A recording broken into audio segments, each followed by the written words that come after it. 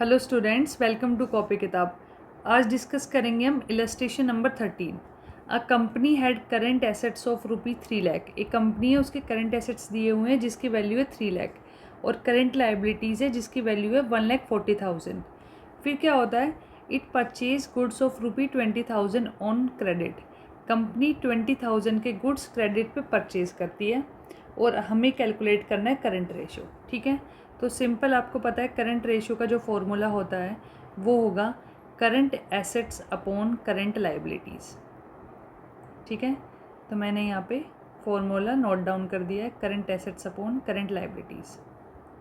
अभी मेरे पास क्वेश्चन में करंट एसेट्स भी गिवन है और करंट लाइबिलिटीज़ भी।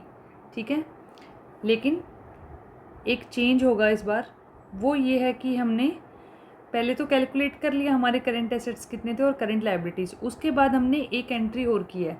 हमने क्या किया, गुड्स परचेज़ किए हैं 20,000 के। ठीक है, अब देखो सिंपली, अभी तक आपके करंट एसेट्स जो थे वो थे 3 लाख रुपीज़ के।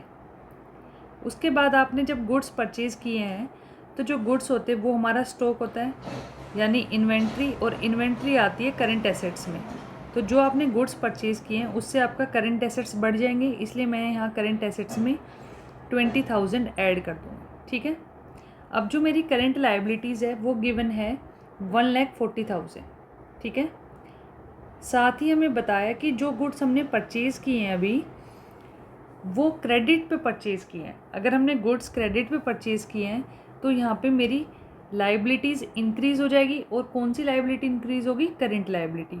तो मैं यहाँ पे करंट लाइबिलिटीज़ को भी 20,000 से इंक्रीज़ कर दूँ। ठीक है, तो टोटल करंट एसेट्स हो गए 3,20,000 के और टोटल करंट लाइबिलिटीज़ हो गई 1,60,000 के। इसे सॉल्व करेंगे तो आपके पास आएगा 2/1। तो आपका जो करंट रेशियो हो जाएगा वो होगा 2:1।